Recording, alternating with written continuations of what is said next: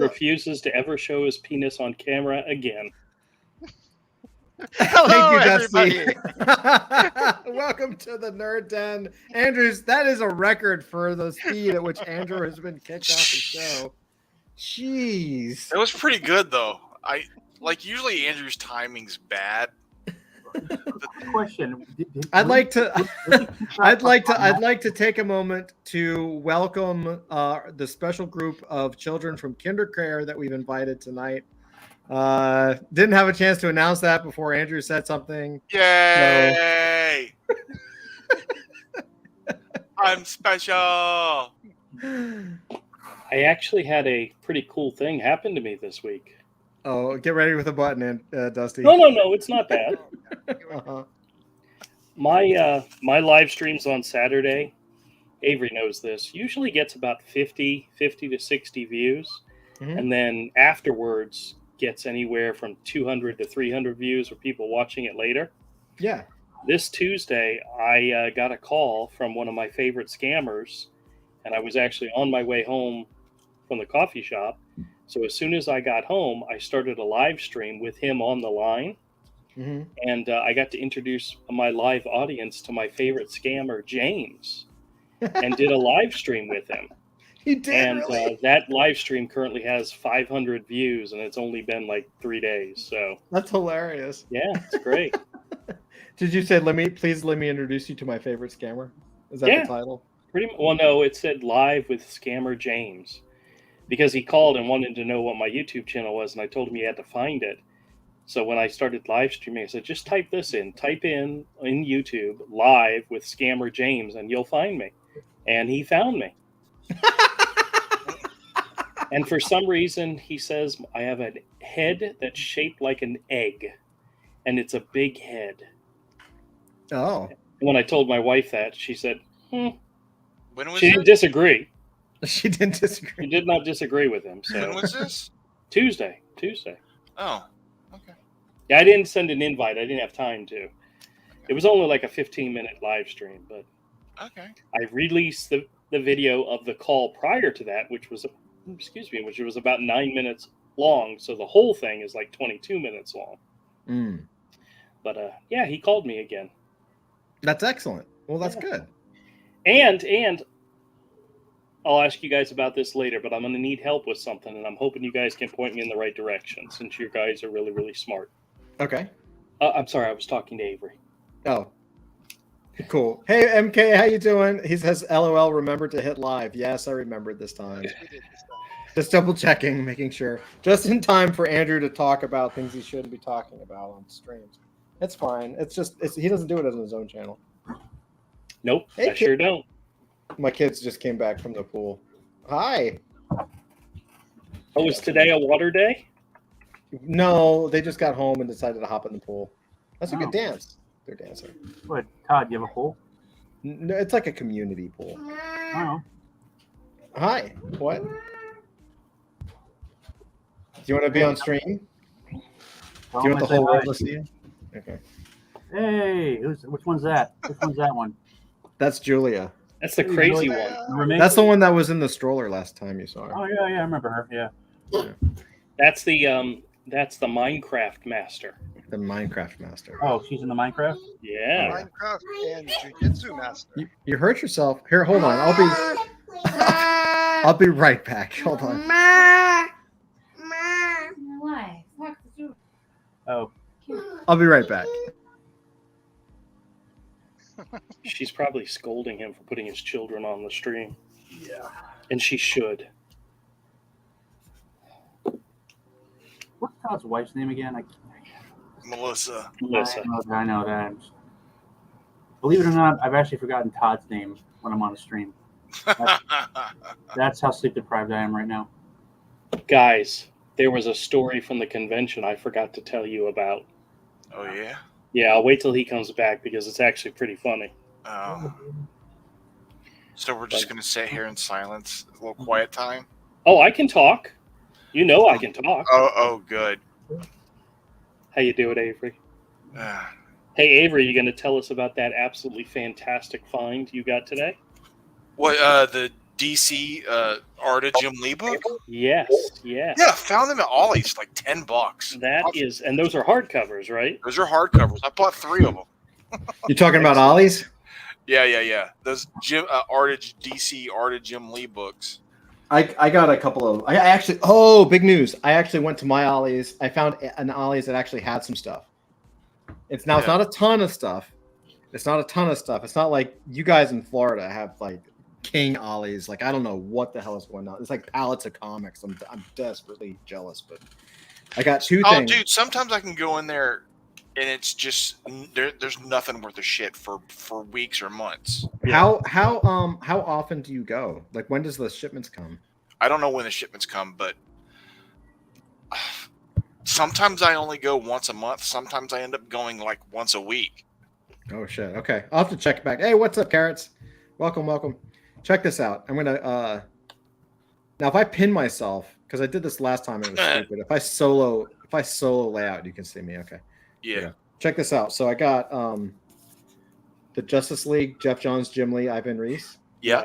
Nice. It's like 3 books, so 3 volumes. It's they're soft covers.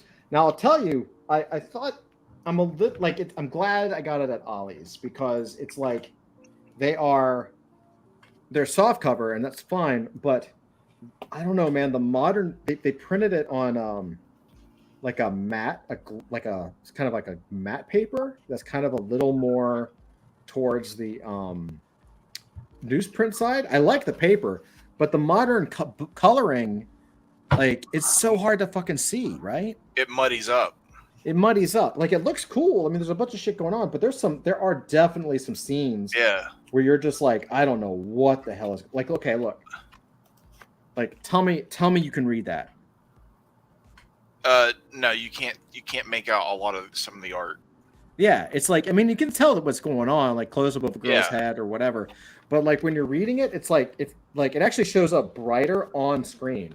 Like what you're seeing looks brighter than what I see. Like what I'm looking at, it's like kind of dull and kind of muddy, and the paper is like a little thin for the ink, so it kind of has a wave, you know. God, what's that called? It's got a name. It's like a ripple effect. Yeah. It's because it's too much ink for the paper. Yeah, exactly. Carrots. This was from a place called Ollie's. Ollie's is like a discount place here. I don't know if they have it in Canada. It's a discount place here in the States. But I guess this is where I guess Ollie's has a deal with like just the distributors or a bunch of retailers because they get a ton of comics and graphic novels, and sometimes there's nothing there, and sometimes you get like books that are like $30 or $40 you can get for like $5. Like this is this was like $12. Oh yeah. Basically. Well, one of the large epic hardback volumes of Uncanny X-Men, the Jim Lee, I got that for $35. That's like $100 something book, $175. I got the same with Conan. I picked up Watchmen Noir for like $6. Right, exactly. You're just like, it's crazy. And then I also picked up, this was Julia's. She wanted me to buy it, and I didn't want to, but she wanted it for herself, and then she's forgotten about it because I was like, well, I have to check it out, make sure it's for kids. It's a Batman, Son of the Demon. Oh, cool. It's actually pretty good art. I don't know anything about it, but it's volume 2, but it's actually pretty good. The only problem is like the spine was rolled a bit. Like the cover was printed wrong. It just kind of bothers me. But yeah, whatever. It was like $5, so can't complain. But Avery, did you end up getting that hardbound Killing Joke? Yeah, I got one for each of us. Awesome. Yeah, awesome. I can't wait. Yeah, and, I got one for you, Andrew, and Dusty. Who? Dusty. Me. Again, Killing Joke is awesome. That Jim Lee art book, I got one for me, one for Andrew, one for Todd. Awesome. How is it? By the way, I don't think you opened it when I texted you. Did you look at it? Yeah, it's good. It's got it's pretty good. It's got lots of thumbnail sketches and talks about his process. That's cool. That's awesome. And it's got stuff from the Hush, that Justice League book he did, some of his sketches, like convention style sketches. It's got a few of those. It's got tons of layout work and stuff he's done for like the production, like statues and stuff. Like he does a lot of the stuff for those kind of things too. It's just got tons of stuff in it. Yeah, that's wicked, man. Awesome. So it's like a random, kind of like a portfolio, like a sketchbook, but bigger. Yeah. It's got finished stuff in it too, but it covers all the highlights of what he's worked on since he's been at DC. Oh, so cool, man.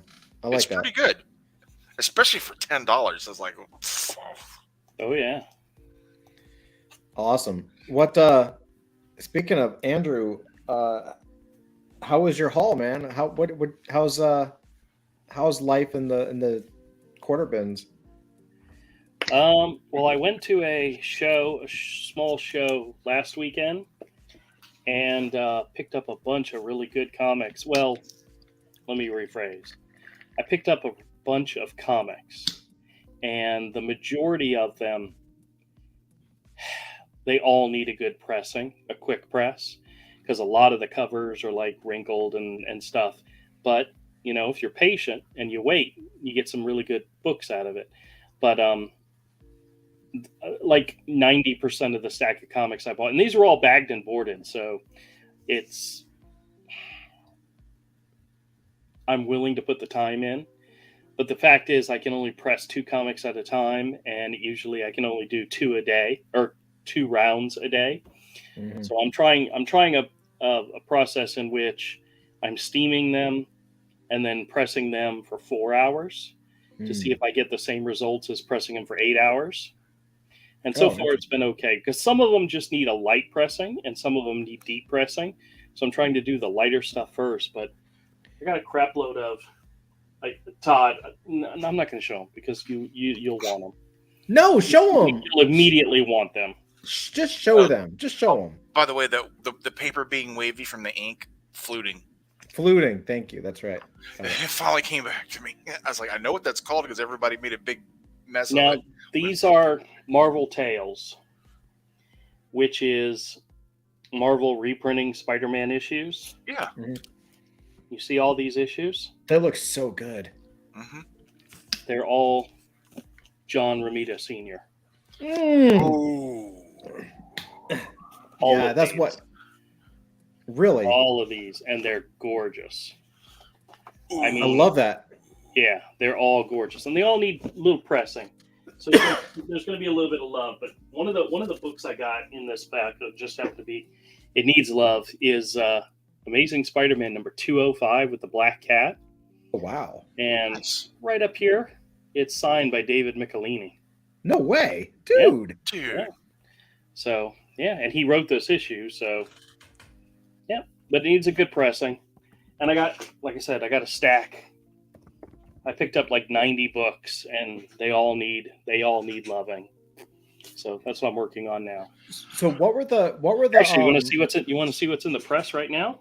Sure, really quick. What were the Marvel Tales numbers, just so I can look them up? 40, 41, 54, 55, 56, 120, 131, 134, 135, 136. Those are all. Those are all John Romita? The earlier ones are all John Romita. James. Wait, you went really quick. Hold on. 40, 41. Oh my God. I've moved on. No, I haven't. Well, hold on a second, and I will show you what's in the press right now, and you'll recognize both of these issues. Fine.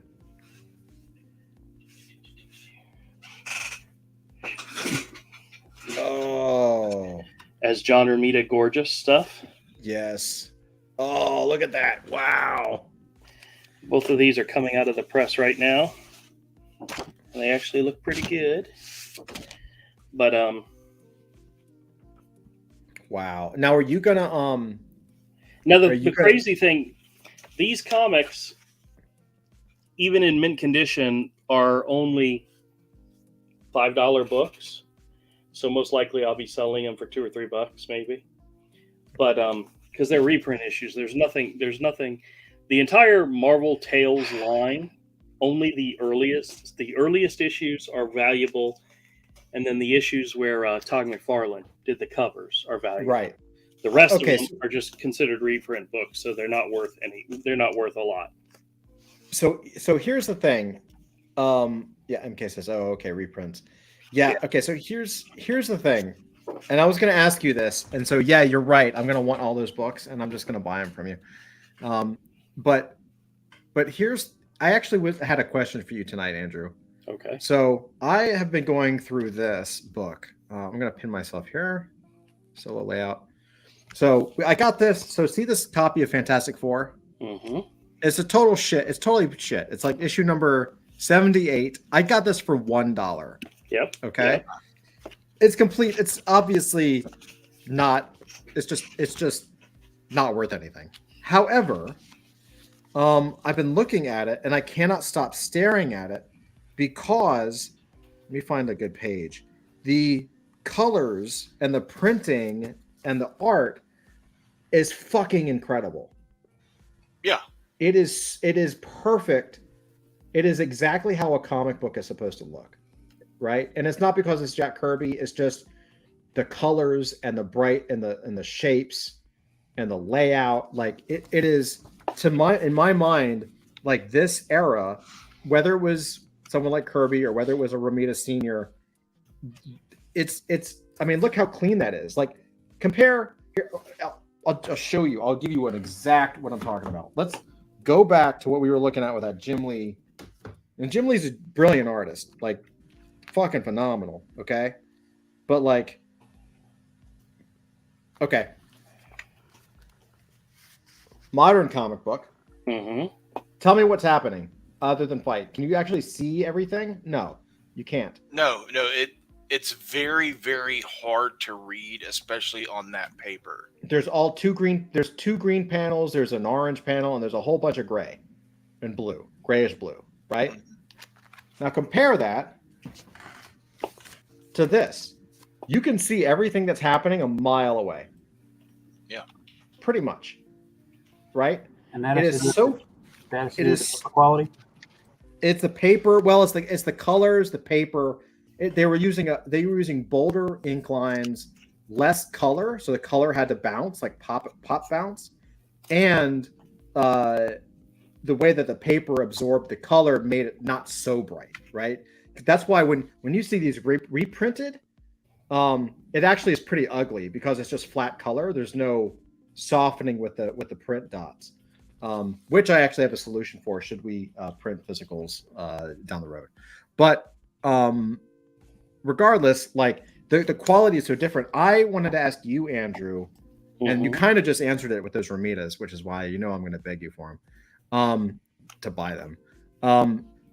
How would you recommend me getting more of these? I don't care about the value and I don't care about the quality, but seeing, and I've got the black and white art, like all of this stuff over here is basically the black and white. So I have this issue like in black and white. I've got the newsprint ink version, but seeing it in color is fucking gorgeous. And I don't actually know where to get older comics without wanting to buy like as a CGC graded or for like $10 each or something, just because they're old. Any ideas? Well, I'll be honest with you. Most comic book stores have like discount beat up bins like that for comics like that. Like I have a whole bunch of quarter comics that I sell. And if a book is too beat up or too torn or too ripped or just not worth trying to press and save, no matter how good the issue is, how much it's actually valued if it was in mint condition, it goes in the quarter bin. You can find some really great comics in the quarter bin. So, I mean, most comic book stores have those because they have comics that really don't have the value to them anymore. You just got to go looking, I don't know. The shops that I go to that I see up here, they don't really have that, but I'll check because that, like what you just showed, that those Romitas that are reprints that are not necessarily worth anything. That's exactly what I'm looking for. Like that is 100% what I would like. You can find some stuff like that on eBay. these, like I said, these comics, they're not worth nothing. I mean, a 9.4 9.4 ungraded price on Comic Price Guide for each of these books is like $5. They're Right. quarter, 25-cent issues. So I mean, they have value to them. They're just not highly sought after because they're reprints. Right. But they're not. They're the most reasonable comics you'll find of these stories. You know. Mhm. So a lot of people like them, but they're not like uncommon. No, that makes sense. Yeah. But I'm on the hunt, man, definitely. So if you find any, like, I'm down. I will pick it up. When are you coming down to visit again? Soon, I guess. Oh, really? No, I don't know. We got a holiday coming up. You're not coming down for the 4th? No, I can't. We're doing Web3 Comic Con, so until Web3 Comic Con's over, my life is I have to tell you, I greatly appreciate Lore Games not happening on Thursday. okay. And the reason is because for the last 2 weeks, my son has offered to take the family to see movies because the summer movies are out. Last week, he took us all to see The Flash. And this week, last night, he took us to see Indiana Jones. Oh, Which thoroughly enjoyed it. you liked the new Indiana Jones wholeheartedly. We had everyone: my mom, my dad, my sister, my brother-in-law, my nephew, my kids, my wife, my mother-in-law was there. We all had a great time. Great. But I think it also goes to I was having a good time with family too. Right. So okay, I have a higher level of enjoyment of it. But there's something that happens in it. I'm not going to spoil it for you. That is like completely over the top and insane. But if you think back, every single movie had something. The first movie had the wrath of God. The second movie had voodoo in it. The third movie had the healing power of Christ and so forth. The fourth one had aliens, which nobody liked that. But this one has something like that in it. But I enjoyed it. I thoroughly enjoyed it. So MK says, "Oh, good." Was worried about Indy. Just to keep that in check, MK. Avery. Oh, shut up. Avery. Yes. What would you name a movie that Andrew doesn't like? A superhero action pop culture movie that he doesn't like. I absolutely despise the Green Hornet movie with Seth Rogen. Okay, great. To the point where I have a copy in the store in DVD, and I'm willing to give it away to anybody who wants it. Nobody has taken it. When Andrew says a movie's good, I take that with a very large grain of salt. Yeah, like it's as you should. As you should. Like it's a boulder. He likes everything. Yeah, because he kind of falls for everything.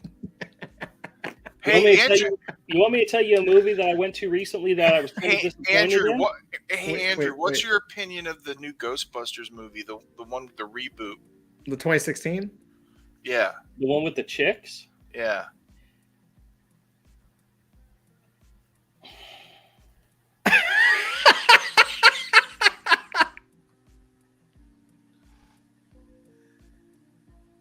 It was a fun movie, but it wasn't Ghostbusters. It was a silly chick movie. It really was, but it wasn't Ghostbusters. It absolutely wasn't Ghostbusters. It was a turd. Well, it was a terrible movie. What's your opinion of the last Fantastic Four movie? Up until the point they got their powers, it was a good movie. Once they got their powers, the whole movie went. You own it? How? I own it on a steelbook case that I paid full price for when it came out because I was afraid they were going to run out of them. Okay. So, MK says, Drew, here's a test. How was The Happening? You mean the M. Night Shyamalan movie? The one that they refer to as The Crappening? I actually just recently rewatched that movie. And for a good portion, I was on the edge of my seat. You know, it ended horribly. It was the worst, horrible ending. But for a good chunk of it, I was on the edge of my seat enjoying it. See, I find enjoyment in everything. Guys, got to understand that. I have fun.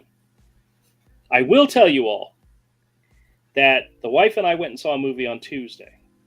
And I knew I was going to mention Indiana Jones to you guys tonight. And for the life of me, I couldn't remember the movie I saw with my wife on Tuesday. And it took me a while to remember what it was, but I saw the new Jennifer Lawrence comedy, No Hard Feelings. And if you've seen the preview, you've seen the movie. All the funny parts in the movie were in the preview. But it was cute. The wife and I both enjoyed it. But there was a scene on the beach in which you get to see Jennifer Lawrence completely butt-ass naked. And I have to tell you, I was rather disappointed. That young lady gets a lot of help from her brassiere and her brassiere? What? her push-up accoutrements. Because Oh God.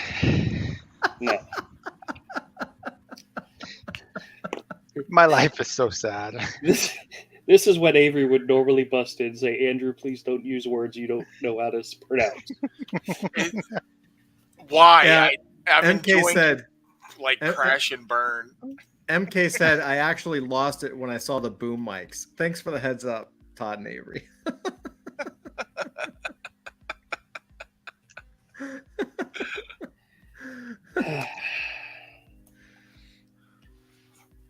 But I go see a lot of movies, and I enjoy all of them. I always have fun with them. Yeah. He enjoys all of them. It's That is something we Spider-Man, can we absolutely saw say. Flash. I thoroughly enjoyed Flash. I had a great time with that. The chick that played Supergirl looked fantastic. I thought she did a great job. Like, have you ever watched a movie, Andrew, ever, and been angry because you're like, I can't get that part of my life back? That was so awful and such an insult. Yeah, Green That I was Hornet. like you became physically like you were seriously pissed off. I also saw that one Avengers movie, the one with Ralph Fiennes in it. That was horrible. With I don't know.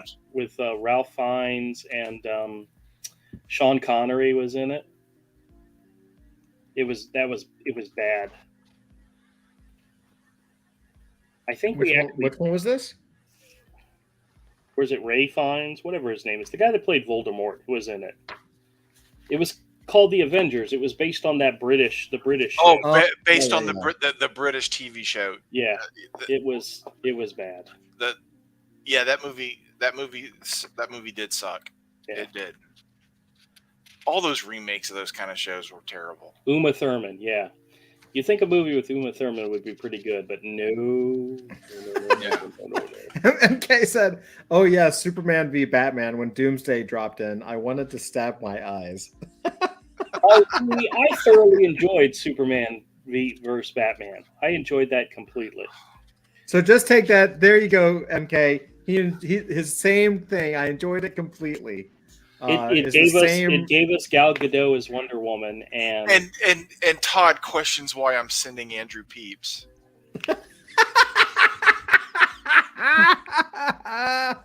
Yeah, Andrew Avery sends a pic of like, what was it, like hot tamales, hot tamale peeps, and I was like, why are you trying to kill your friend? And now I understand. I actually have those in the store. Hot tamale peeps. Yeah. It's more cinnamon than anything else. Yeah, it's. But not, I've never heard you talk about those. So I was just like, I'm gonna get them.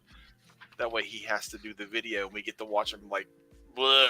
Well, the crazy part is actually I had a bunch of new Peep products. I had the Dr. Pepper Peeps, the hot tamale Peeps, and some fruity flavored Peeps. I never got around to making a video about her eating. Why? They were new. They had Peep cats there. They were called Peep cats. They were shaped like little cats. I don't know. They want you to eat cute little cats, huh? And Andrew, have you done Peep cats? No. They had Peep cereal. They did not. I swear to God, they did. Oh, I've taste tested that. And this was an Ollie, so there's a good chance it's expired. That's so disgusting. Well, That's so disgusting. It is. but I thoroughly enjoyed the Indiana Jones movie. The whole family did. We had a good time. Whew. That's rough. Yeah. Well, I'm glad I'm to each his own. I haven't seen it, so I can't really make any judgments. I've heard that it's not doing well. Well, I think a lot of people are going to shit on it just because they like shitting on movies. So There's actually a lot more to it than that. Problem is that It looks pretty shitty. well, the problem is that actually it's opening weekend. It's not great, but it's under for any other movie will be solid. The problem is that this is quite literally one of the most expensive movies ever made. So they have to. I think they have to clear about $1 billion just to break even at this point, because the budget was like about close to $400 million. They had to reshoot a lot of it. There's all sorts of, and apparently there's also basically Lucasfilm has, and Disney in general has not been doing well. The quality has really gone down, and they've so alienated the fan base that people are predisposed to hate it no matter what. So, and plus, honestly, it's just not a good movie, I hear. But then again, my advice to all those people out there who have heard that it's a bad movie, don't go see it. Just don't go see it. Man, they probably won't. I would rather go and see for myself and choose for myself. But if you want to let other people decide for you, well, it's not that I don't want to see it. No, I'm serious. I'm serious. It doesn't look interesting to me. If you read reviews and you think that's the end all to be all, that you have the same exact mentality as the reviewer, go for it. True. I mean, I thoroughly enjoyed it. I go to a movie theater maybe once or twice a year.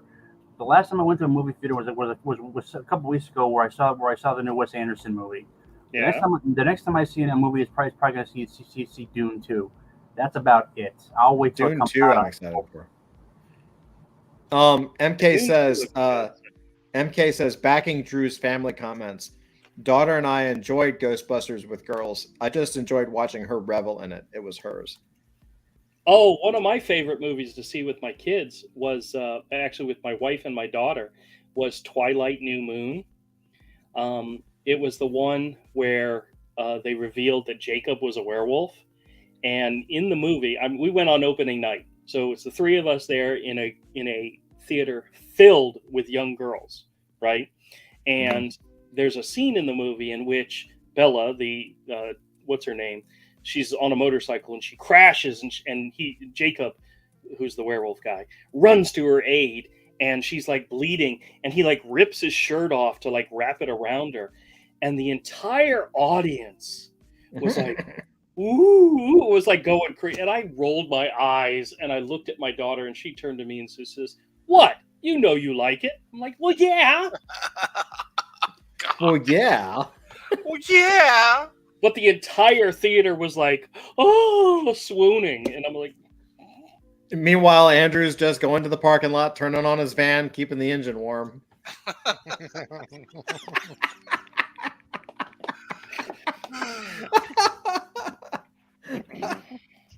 Oh, I actually read the books with the daughter. She was reading them, so I read them too. It's one of those things where you want to know what your kids are reading. Yeah. The books Did you like the bad. books? The movies were good. The movies were actually good. The books were bad? No, they weren't bad, but they were. They were what they were, which is basically a romantic escape for teenage readers. Oh yes, absolutely. I mean, if you want to see something, if you want to read something really bad, read some of the fanfic that came out of it, like especially 50 Shades of Grey. That is basically unreadable. I really tried, but I got about 5 pages. I got about 10 pages in it. I remember thinking to myself, there is no way in hell, and there's no way in the world that a sentient human being could read this and walk away without losing a few IQ points. Women like their really slut. Something that big was written that bad, that poorly? It began as a fanfic, so it was Twilight fan fiction.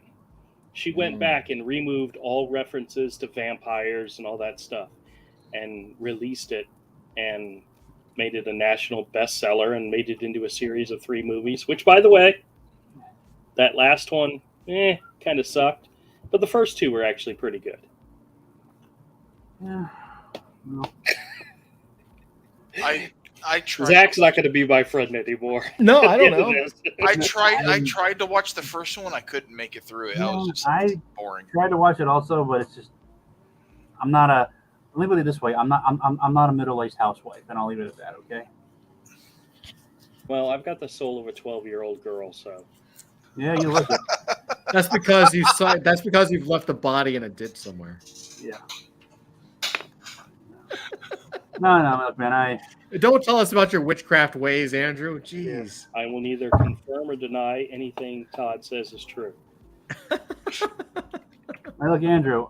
In all seriousness, I'm glad you liked it. Okay. I don't get out to the movies anymore. I'm going to be spending all my entire weekend either sleeping or fishing. So, it's glad that somebody's still putting their butt in the seat in an over refrigerated movie theater.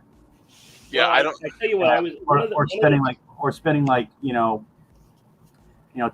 for 50 cents worth of popcorn.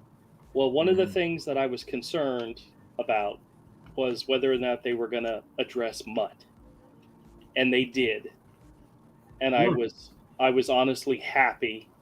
Yeah. What happened? So, I mean, ultimately, it was a fun Indiana Jones film, and I enjoyed it thoroughly. Carrots, what is Carrots' question? Dusty, did these guys get you hooked on some particular comics that you are collecting now? I wanted to answer that, but Drew wouldn't stop talking. So. Oh, I'm sorry. I'll go back to being quiet. What? No, you're good. You're fine. No, Andrew, your rant was funny. You're fine. Dusty, what I have know my you been? rant's funny. You're plenty funny. Dusty, what have you been reading? Are you still reading Dark Knight? Yeah, I haven't had the chance this week as much because we've been freaking slammed, but I'm most of the way through Dark Knight, and it's really, really good. How long does it take you to read a damn comic? I like to thoroughly soak in every This page. has been 3 weeks, and he's still reading the same one. Yeah, well, Todd sent me. What did you send me, Todd? What was it called? The first one you sent me? Oh, I don't remember. I don't remember, but it took me like 3 weeks to read that too, because I like to look at every single page and every single panel and soak it in. Like, I could flip through it in like an hour, but then I don't get to enjoy it. What did I send you? What was the first one? You do realize you can reread it, right? You don't. No, you can read. It's okay. You can do it again. What was it called? I'll have to look. I forgot the name now, but it was really good. It was the one that was super abstract. Yeah, the Max. Yeah. Oh yeah, Max. Right. Yeah, it was so good. Yeah. So Carrot says, so no specific collection has grabbed you yet that you will start to hunt for. That's the fun part of collecting. We're getting him in there. So Carrots, we got him. So let's go through the list. So I sent him the Max. Avery sent him a bunch of stuff. Avery sent him Dark Knight Returns. I sent him a comic that I did years ago, but whatever. You didn't send that. I bought that on eBay. He bought it. Whatever. Fine. For like $3. Yes.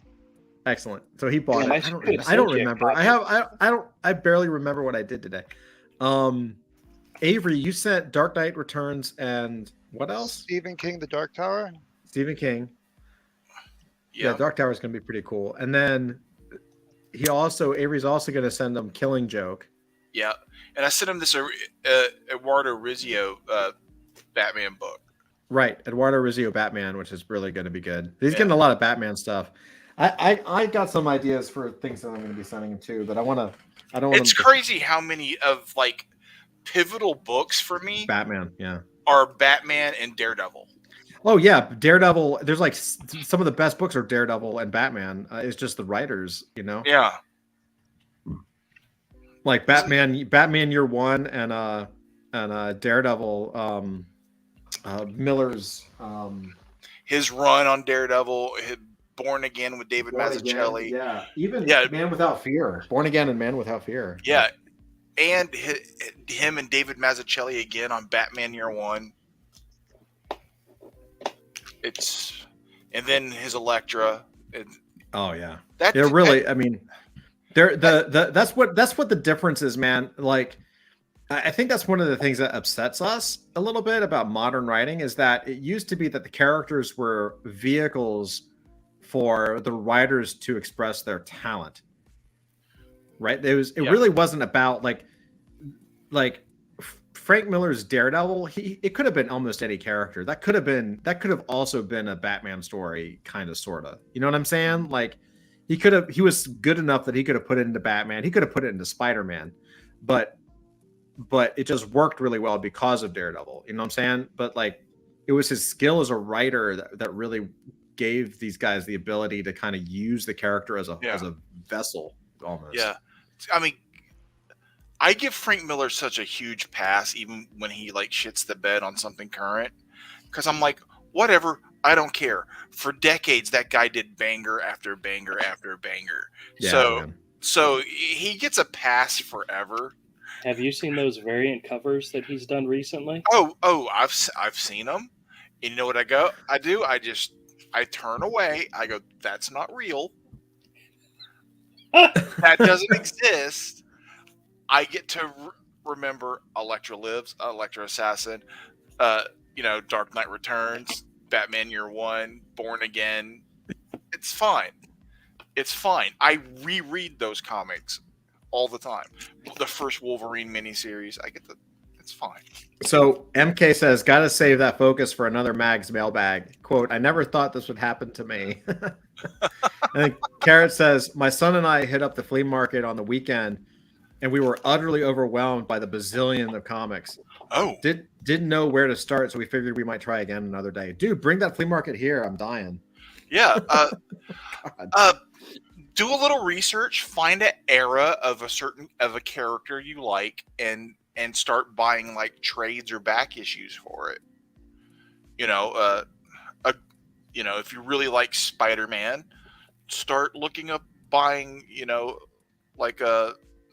start with the omnibuses for early Spider-Man work, or start with like John Romita Senior's era.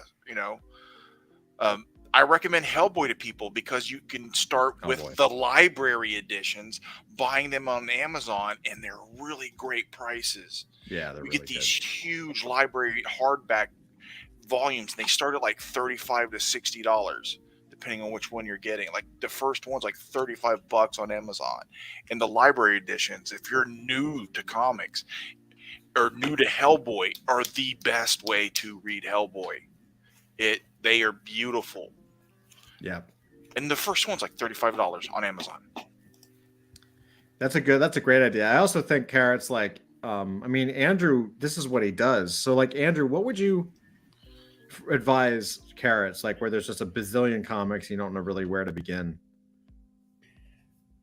I'm going to go back and say, find stores that have quarter bins. Pick up a bunch of quarter comics. Yeah. You're never going to go wrong with the quarter comics. Like I have my quarter comics that I sell 5 for $1. And if somebody comes in and says, I don't know what to buy, I said, go grab a couple out of there and find a couple and just give it a shot. You might find something you never knew existed. Yeah, the quarter bins or 50-cent bins, and just buy, well, this looks cool. It's 50 cents. If it sucks, who cares? Chuck it. It's 50 cents. Yep. Absolutely. Yeah. I bought this thing for $1. It's beat to shit. And I've been thoroughly enjoying this to the point where I'm trying to find more of these. Of course, Andrew is a magician with finding the stuff, so he has a stack of stuff that I want now. But. That's how I used to buy my Jack Kirby Fantastic Fours. The few I have is I would find them in 50-cent bins. They were beat up, raggedy ass reader copies that were still intact enough that you could read it. They're fantastic. Yeah. For any series. That's how I have my Tomb of Draculas. I'm not buying them for $20, $30 each like a lot of them are. I'm buying reader copies out of 50-cent bins. MK says, LOL quarter bin. Find ones that grabs you. $500 later to complete the set. The series. But if it grabs you, you'll either track down like an omnibus or something. Right. You'll get the omnibus to read. for $30. Yeah.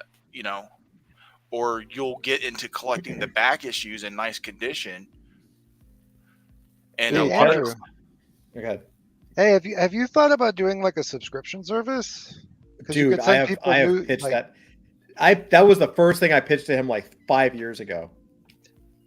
Yeah, It's- like that'd be awesome to get a grab bag of comics, especially if you don't know anything about it. That is what I pitched to him. Yeah, I have plenty of time to do that.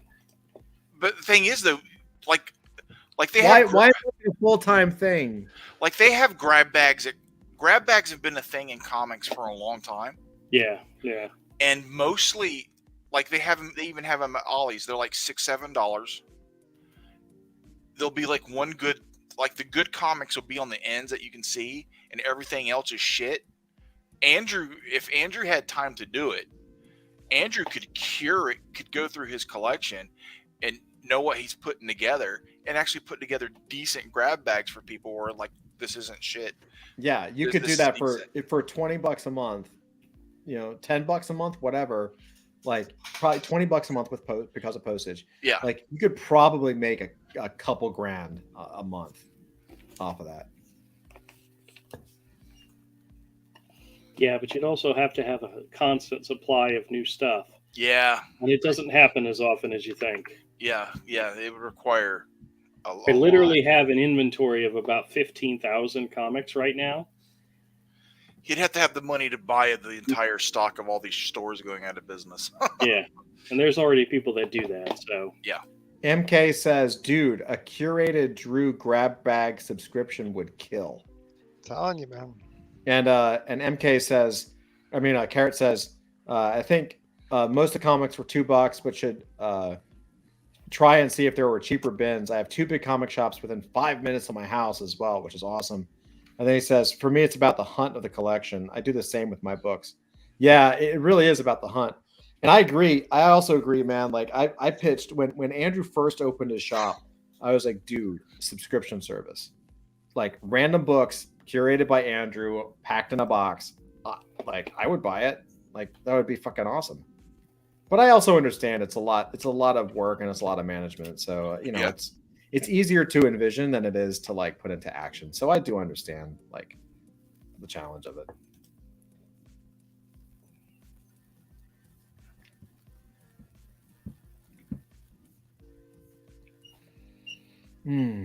Yeah, it would be a lot of work. Mm-hmm. Yeah, remember, I'm still just this is a one-man operation, so I see people offering grab bags like that on Etsy, but I'm like, there's no way this grab bag for $30 has like these books in it you're showing. Well, I think that would be the differentiator, right? Because I've seen the same thing. Because again, I'm like, man, how could I get these old comics? And I see it on eBay, and I'm like, oh, cool, I could do it. But I'd never do it because it's a bait and switch. They're not going to be giving you good books. Whereas with Andrew, who's like an actual retailer, would be like, yeah, here are the books I think you might like. And it's almost like a modern pull list. Where once he knows your style and he knows what you like he does it anyway. Right now he goes shopping and he's like, oh, I'm buying all these Conans because I have someone in the store that I know wants it. Yeah. So he could actually. He either sells them to that dude or he sells them to me. That's right. Because I buy up a lot of those Conans from him too.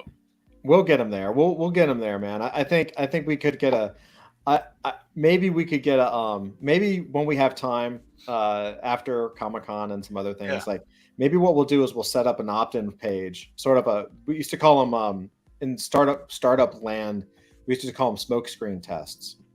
And the smoke screen test is when you just like you put up an opt-in page like coming soon, right? Drew, like Goodreads. Yeah, 100%, man. So like I think we'll put up an opt-in page and we'll call it Drew's subscription service, whatever, and we'll just get email signups to see who would be interested, right? And just see what the interest would be. Yeah. And if you get a big hit with it, man, I don't know if it's something you would ever want to do. I don't want to spend money on it, but you could serve some ads to it, get a couple hundred people on that email list, and then charge them $10 a month, $20 a month. And you're making a couple grand a month, and all you have to, we were talking about you quitting your job not that long ago. I'm just saying. Wouldn't you want to shop for comics all the time? I wanted to quit my job so I could go back to work on my comics, not start up a whole nother business. Yeah, but if all you had to do was go shopping for comic books, like that's not exactly like, brain surgery. I'm glad you think it's easy.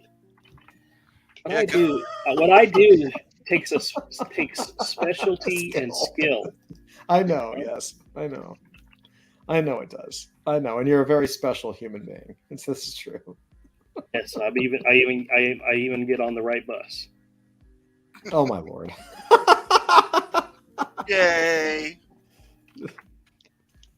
And you could sell Hero as an NFT, I know. I've talked about this too, Dusty. With all the good ideas tonight. We have offered. I would love to do Hero as a chapter. We just released it as a chapter NFT. It would do so well, man. People would love it. It's such a great book. Anyway, I don't want to put Andrew on the spot too hard. You could do both, the digital and the physical. Be awesome. Yeah. We'll get him. I don't want to pressure him too hard. Embrace the future. In the year 3000. Yeah. So, did you guys see that video? Because they don't photograph well. Cameras don't like them. You have to see them in person. That holofoil print that's going to be for Raid of the White Leopard. That looks awesome. Do you have that pulled up, Avery? No, but I can get it. Yeah, pull it up. I can pull it up too if you can't. Yeah, Avery's got a print coming out. It looked sweet. All right, let me share.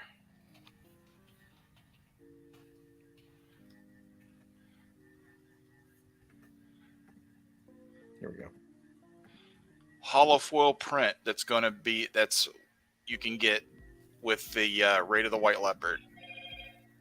Now this is on Indiegogo? No, Fund My Comic. Fund My Comic. Got it. It's new. It's a hollow. He's doing a holofoil. I personally would have gone with the metallic silver or the metallic pearl, but he chose holofoil, and it still looks cool. Yeah, cameras don't do those things justice. It's all types of metallic, like chromiums don't look that great on camera either. It's hard to. You got to see him in person. That looks great, though, man. Yeah, I'm thrilled. I don't know if anybody's ordered one yet, but I think I'm going to have to order like 10 just for myself. I'm going to order like 10, sign them, and be like $25. Yeah, it looks great, man. That's a really cool. I'm excited. Yeah, I'm excited. It's like, if we're able to keep doing this book and it takes off, be like, let's start doing these as holofoil covers. Oh, Avery, Carrot says, I saw the holofoil. Looks great. And MK says, yep. Got chase cards for it, too. Ooh. Yeah, that looks excellent, man. That's an add-on. Yeah. For the campaign. I think they're $10. Yeah. Yeah, it looks like a really good book. I mean, based on what I saw from what you did, Avery, it looks really strong. Mm-hmm. Thank you. We should get those guys on here. We should bring them up. Oh yeah, Edwin. Mm-hmm. Yeah, he's got another book he does with I buy Canales, who did that book with Zach. Yeah. What's that book? What book are you referring to? The other comic. The Origin comic. Zach did. I've only done one. Not you. No, not different Zach. Different Zach. Your boy Zach. Different Zach. A YouTuber. Yeah, I know you're talking about. I think I have that comic. Yeah. It's the book he did with a buy. I can't remember the name of it right now, but he the guy that I did this book with also does another book with him.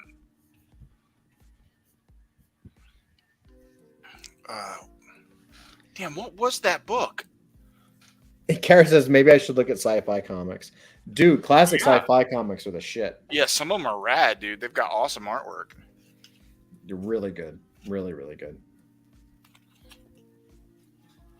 You can find some stuff with some amazing, crazy artwork. Mhm.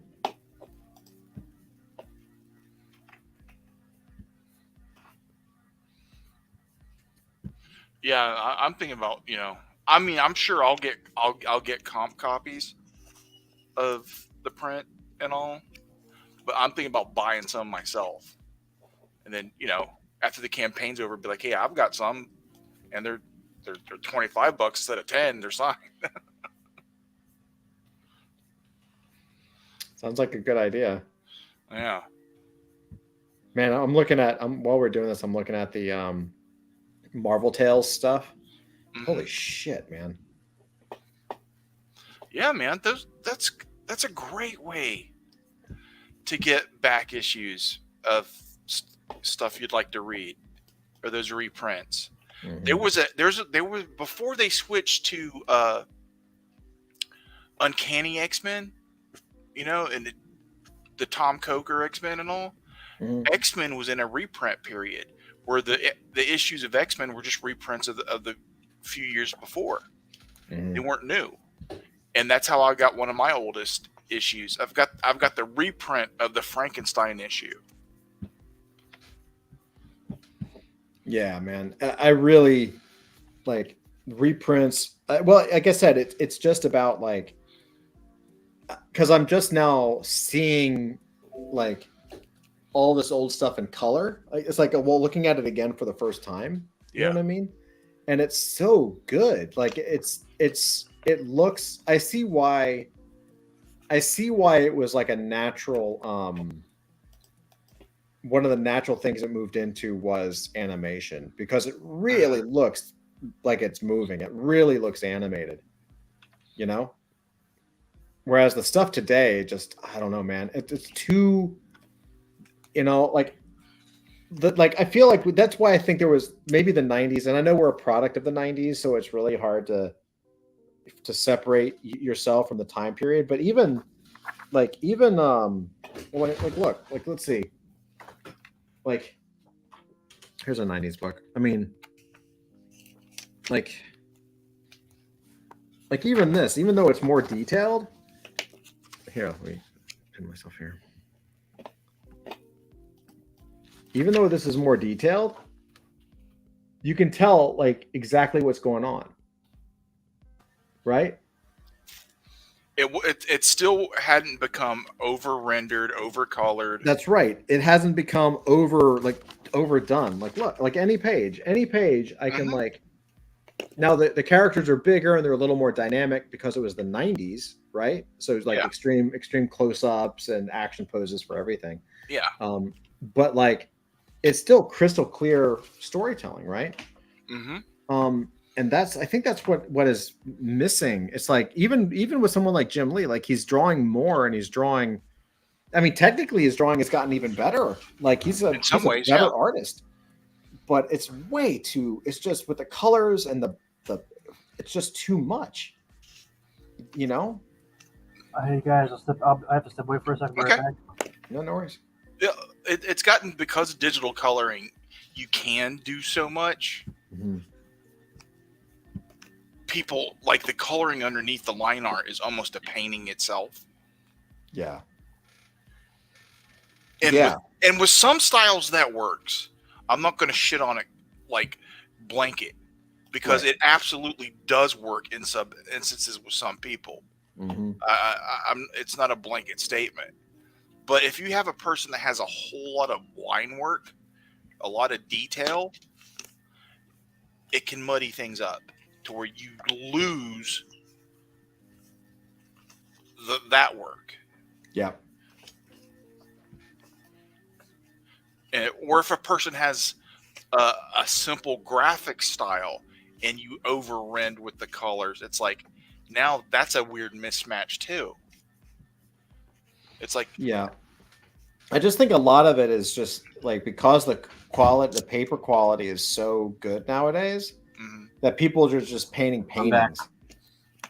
Cool. They're just coloring paintings basically. Yeah. And it's like the other thing is like, because the color palettes were so limited back then, Yes, they were very limited in They color. they range. had to be creative. So like here, I'll show you a shot. Like nowadays, I think one of the reasons it's so bad is because they're painting everything like it's realistic. But if you look at something like this, like look at that, like dark, like this magenta red background with floating heads to kind of give it kind of like a fear or Yeah. kind of an impending thing. Like the color of the floorboards is orange with like a green carpet because that's the colors they had. Mm-hmm. Right. This background, like today, this background behind him would be painted photorealistically with whatever's behind him. But right here, it's just blue. And what ends up happening is like, if you look at let me see if I scroll this down so you can kind of see the whole page together. Like, I mean, honestly, I'm really starting to understand why Lichtenstein and all these guys kind of took this stuff. Each one of these looks like a painting. Mm-hmm.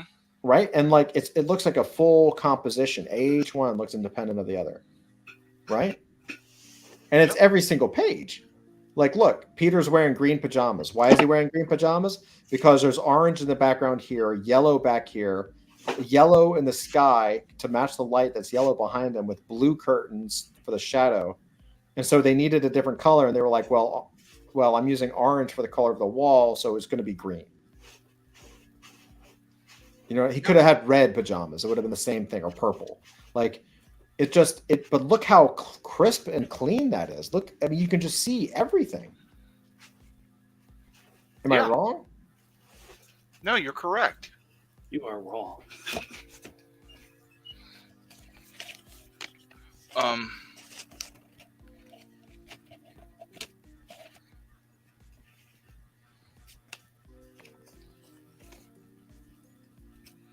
I also think that when they reprint these things, the mistake they do is they print this on new paper. What they should do is actually take the books. So they should do what Taschen does. Taschen nailed it. I don't know if you knew this, if I've mentioned this, but like, so we were at the yeah, there's a new newsprint that's a high bright that's really good that they should print these older books on. I actually had an idea and I got it from I came up with it and then Taschen did it, which is great because I can see it in practice. Mm-hmm. So Taschen has these books before here. Hold on, sorry, Avery. Let me bump you for 1 second. Yeah. Finish what you're saying about that stuff. Yeah, Taschen has. Let me go to Amazon. They have these giant books that they've come out with, like volumes of Spider-Man and Avengers. And I saw it, and they're super expensive, as you can imagine. So Taschen Books is like, if you've never seen it. So the guy who runs Taschen Books is an old school comic nerd. He's a comic book nerd, and he started a book company because he loved comics so much. Yeah, they do a lot of fine art books, photography books. Yeah, exactly. And they do Taschen Taschen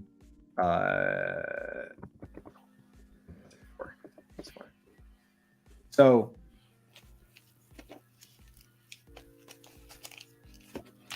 yeah. So here it is. Here's one of them, and I'm going to actually see on YouTube if I can snipe something just to show you the inside. Like basically what they do is it's oversized and it's like a whole bunch of the comics together. And I was like, well, I don't really get it. Like, I mean, I get it, but I don't get it. Why is this like such a big deal? And then what I realized when I actually ended up reading.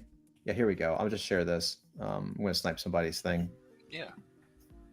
Check this out. So these are some of the books. Like, this is for scale, but you can see the Big Fantastic Four book, right? Oh yeah. And so it's huge. It's absolutely huge. So you can see, like, you know, it's like an artist edition size, right? But here's what it is. I don't think it's quite artist edition size, but it's definitely larger. It's big. This guy has big hands. Trust me. This is a big book. But here's the deal. Yeah, you can kind of see, like, right. So the deal is like he's flipping through it, and I'm like, we were looking at it, and I was like, well, this is cool. It was super expensive, and I was like, I don't totally understand it. And then what it is it's 100% reproductions of the run. So they start with, like, in this case, Fantastic Four #1, right? And it is the cover, it's all the pages, it's all the ads, it's everything. Yeah, that's way better than an omnibus in a lot of ways. Yeah, it's everything. But here's the kicker, bro. I started looking at the page. Do you see that page? It's that high quality newsprint. It is like silk. It is heavy newsprint. And so what they did here, and this is what the crazy thing, because I was like, how'd they do this? What they did is they found mint condition, the most mint condition book they could, CGC graded. They literally went CGC graded and cracked open a CGC graded book. Oh my God. So they literally found like a 9.8, 9.9, whatever, Fantastic Four #1, which is a multi-million-dollar book, cracked it open and scanned it. Oh my God. Yeah. So that's what this is. It's literally a high-res scan of a mint condition, legitimate book. And they're doing that for several volumes. I mean, this is volume 1, but they're planning on doing this for several volumes. Oh dear God. Yeah. So wait until they get up to like Spider-Man 4, like what Andrew just showed, Spider-Man 20 or 30, which is like, John Romita Sr. You know what I mean? And it's like, it is. I hope he's making his money back. Bro, it is gorgeous. It is gorgeous. So, like I said, it's literally the entire thing. Like, look how cool that is. And it's massive, dude. It is massive. It is basically going to be the artist edition version of the comic book. Yeah.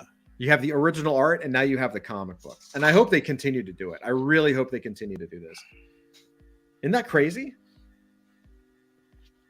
It's pretty nuts, dude. Like, when I realized they cracked open like some CGC graded shit, I was like, holy fuck. Like, it sounds like what Tashin would do, because they do some nutty shit.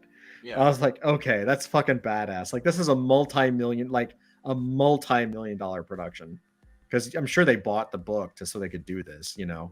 Like, I can't imagine a collector's just gonna be like, yeah, crack open my multi-million dollar, you know, Amazing Spider-Man #1 so you can fucking screw it up on a scanning bed, you know. Oh, they used a really high quality scanner too. Oh yeah. This is like the real deal. But again, it's just I can't wait. Like, the only reason I don't own these right now, it's the same reason I don't have the first volumes on my shelf, is because I don't like the artwork. Like, it was just a little too early Kirby and a little too early for all the artists. You know, I'm not a huge Ditko fan for Spider-Man. Mm-hmm. But I may just go ahead and buy these eventually just to have the set if they do like volume 2 and volume 3. Like, I think I may have to like.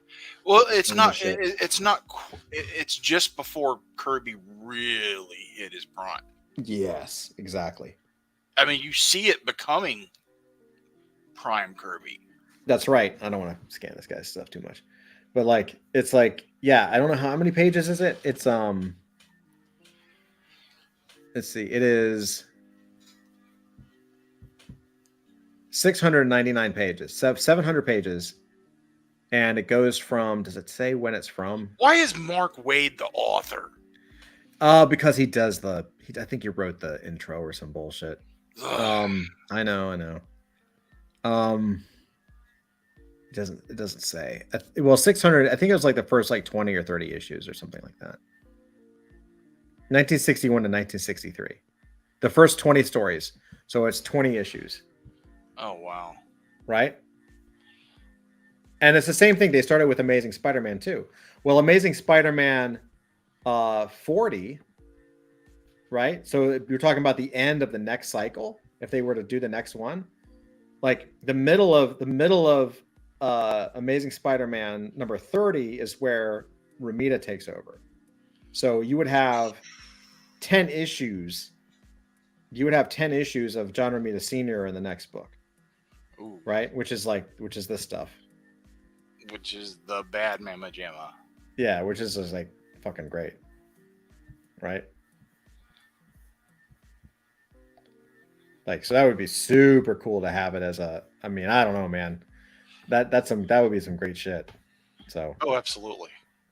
Because this whole run is just epic. I mean, it's John Buscema and John Romita Sr. basically. That right? stuff's fantastic, dude. Yeah, it's legend, dude. It's so good. There's two extremes of how I want my Amazing Spider-Man: John Romita Sr. or Todd McFarlane. Yeah, I hear you. Right. Those are definitely like the good extremes. It's just there's so much good stuff in here. So yeah, I actually had the idea of doing the same thing. Like I hate talking about this because I don't know if it'll happen, but I've been racking my brain because like I want to, like, if we do like for our books, and we're doing more than just comics, but it's Nerd Den, it's Friday. We most of us are comic guys. I mean, Zach is a comic and a book and movie nerd.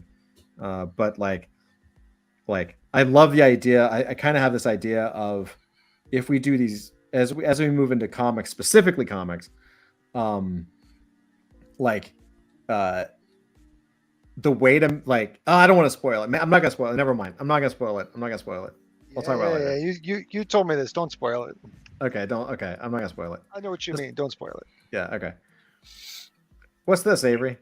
Well, this, like when we were talking about the simple coloring. Yes. This is modern digital coloring. Yeah. And it's got some things that stuff doesn't have back then. But basically, I tried to use a similar principle. Like, this is from the Lost Pages 2, which I did I did the prologue and epilogue to that comic. And it's on the Lost Pages 3 if you want to buy the older material. And but this is like the first couple of pages, where I tried to stick to that same concept. It's a little, the coloring's a little more involved, but other than that, it's very simple. Yeah, that's cool. The last panel is sick. I love that. Yeah, see, but this right here is how they would color, a lot like how they would color something back then. The red background or slightly gradiated, foreground stuff shadowed, kind of. It's colored for mood and effect, not local color. MK says all the ads too. That's awesome. Missed it. Did you say it was by storyline? The book.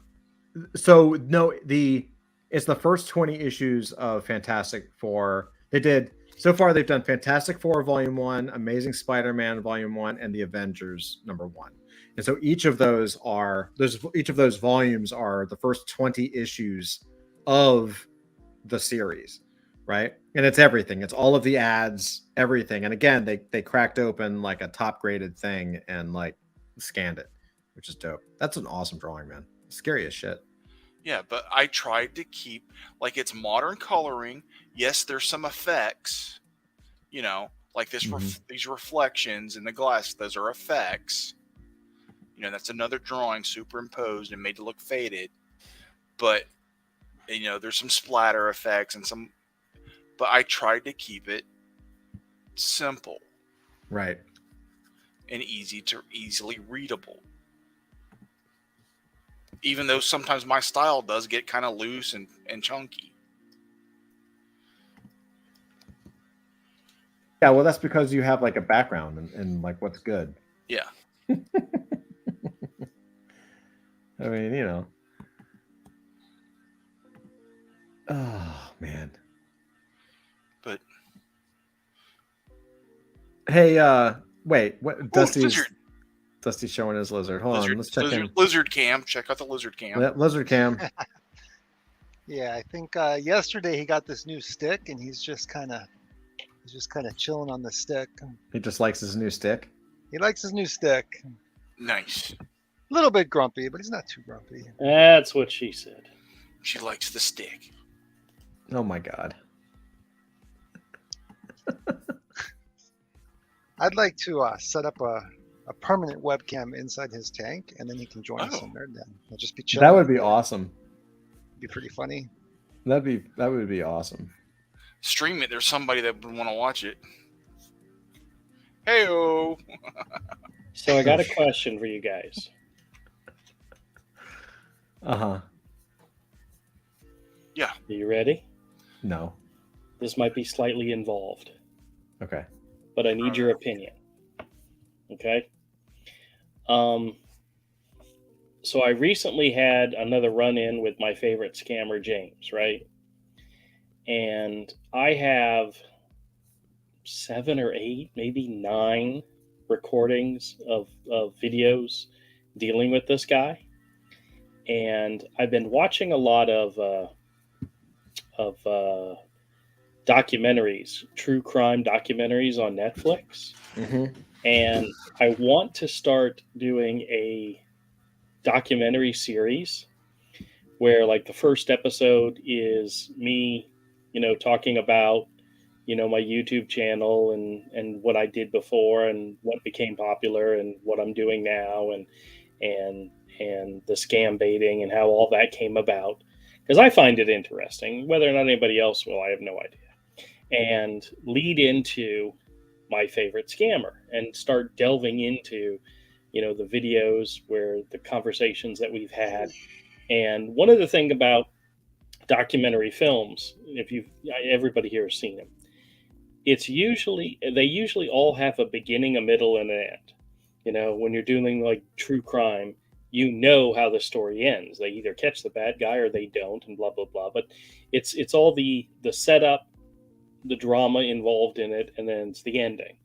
And everybody wants to get to the end because they want to see how everybody turned out. That part where they show, this person retired and moved to Alabama and now has an armadillo ranch. You're interested in how it ends up. But with my interactions with this scammer, I don't know how it's going to end.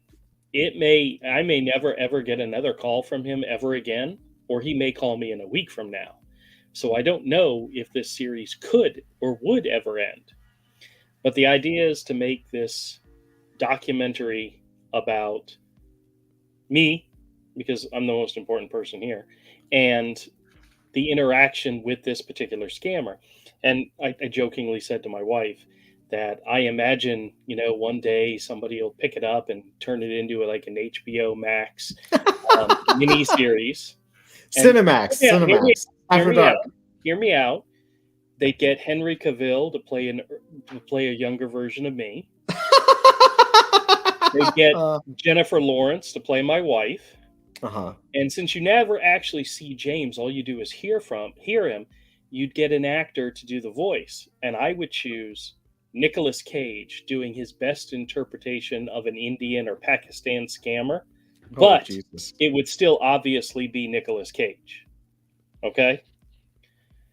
I haven't been thinking about this for too long. Clearly.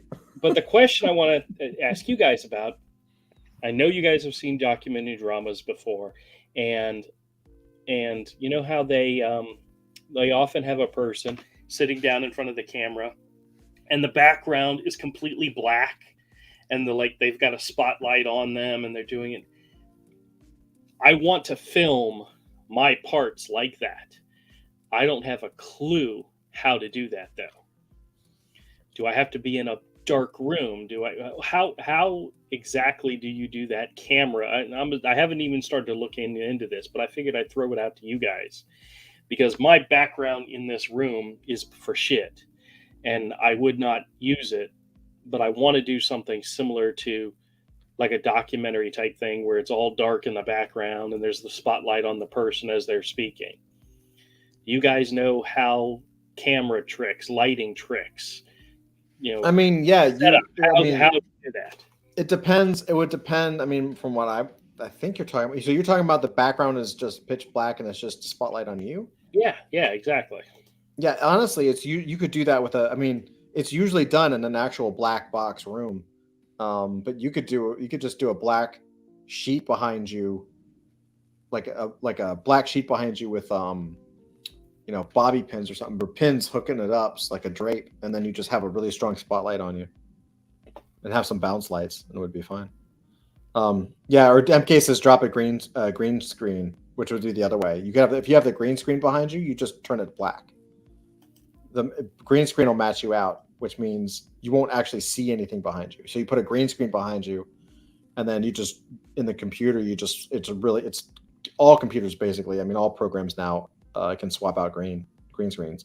So you would just swap out the green screen with a flat black, and it would be a straight flat black. And then you have a spotlight on yourself. MK thinks Liam Neeson would be a good idea for your James voiceover.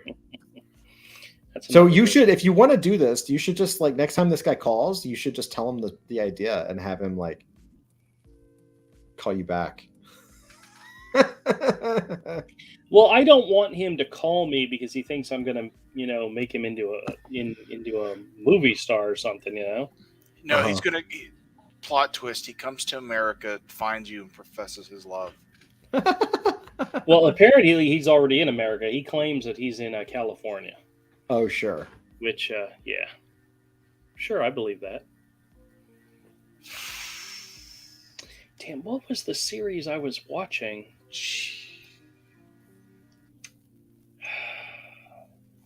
That helped. I forgot the name of the show I was watching. That kind of inspired this.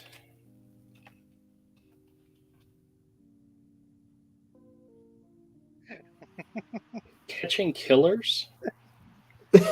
She shows up and it says, "Dad?" Well, what's so funny is during the live stream, he was telling me how he was going to hack my YouTube channel, and then he said, "You know what? I'm not going to waste time." And one of the other scam baiters that's in the community, commented on the video and said, "I think I've talked to James before, and me and some other people shut down their call center, and it wasn't very difficult to do for them," meaning they're not really good hackers. Most of these guys are not smart. They're not smart at all. And I jokingly said to somebody when they said, you really shouldn't have told them your YouTube channel. And I said, well, I'm a big fan of poking the bear, except for the fact this guy's more like poking a slimy slug in your front yard. He's not really a bear. I don't want to know what you poke, man. I'm just saying I'm not scared of this person. Hey, Andrew. Yeah. So I got a tangent story that you might find interesting. I actually read, I think, in the Wall Street Journal, of all places. Hold on, real quick. Just want to say, Carrot says, "Okay, inspired. Heading out to Comic Fever on Edmonton for some Friday stress release shopping. We'll see if I find anything that grabs my attention." Awesome, man. Definitely. And Right. MK says, That's "Poking awesome. a trash panda." Pretty much. All right. So apparently there's this guy.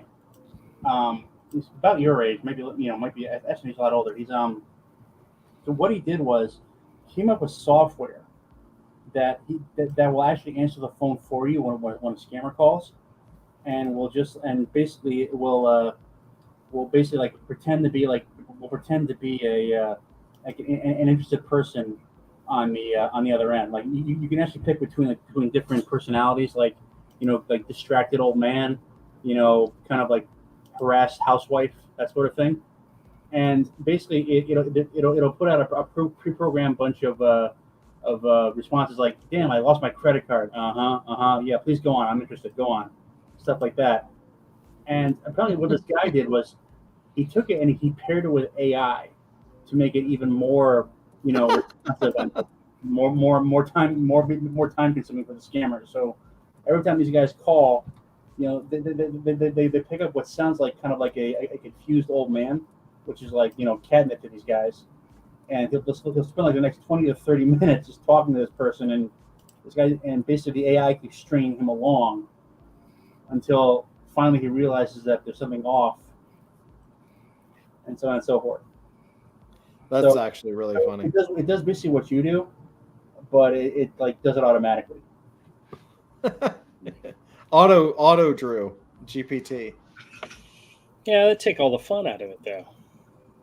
Yeah, but I don't know. I mean, there's actually guys who actually like try to turn the tables on the scammers and try and scam the scammers, and like they actually like trick these guys into thinking that they're actually gonna give them money, and then say, "Oh, you know what? I lost my bank account number.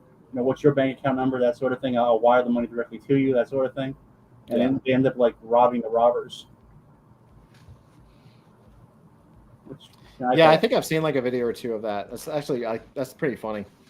I mean, Yeah. these guys totally deserve it. So The funny thing about this guy James, is I've told him I'm never ever going to send you any money.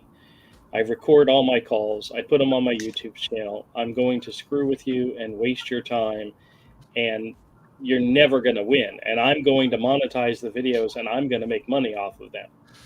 Even with all that information, he still calls me. Yeah, that makes sense. Which is hilarious. So anyway, so I got some news if anyone wants to hear. Yeah, go for it. What's up, John? What's that? What you call? What's up, Zach? All right. Yeah, don't worry about it, man. Yeah, so am I, dude. I'm actually getting up at 5 tomorrow because I gotta. Well, it's a long story, but anyway. So I finally finished my novel. This is like a novel that I've been working on since like 13, 14 years now, on and off. It's finally completed. It's about 210,000 words, about 800 pages on Google Chrome. And what I've decided to do is to like kind of like break it, basically add illustrations. How many pages is it? About 800. Oh, so awesome, dude. Yeah, well, I mean, it'll probably be less once I get it properly formatted. But it's what I've been doing. So basically, like for the next 2 weeks, I'm basically going to be, figuring out, wrangling with Midjourney to try and get photos that actually match sort of what's in my head. Mm-hmm. And I'm just going to scatter them throughout the book because I figure why not. I'm also toying with the idea, and I want your opinion on this. You see, instead of like just releasing it on Amazon and all the other usual suspects, and maybe it sells a few copies, and then of course it disappears in the crush. I'm thinking about serializing it via Substack, because here's the thing with self-published works, especially. I think on average there's about 2,100 books published every single day on Amazon. Now most of them are nonfiction. Everything from self-help guides to how to fix your lawnmower to romance novels. So when you break it down by genre, the numbers are a lot smaller. But that's the thing, is that every day there's new stuff coming out. And the competition is ridiculous. And you can only sell the book once. Right. But with a Substack, if you can get like 300 subscribers paying $500 a month, that's like 3 times 5. That's like what.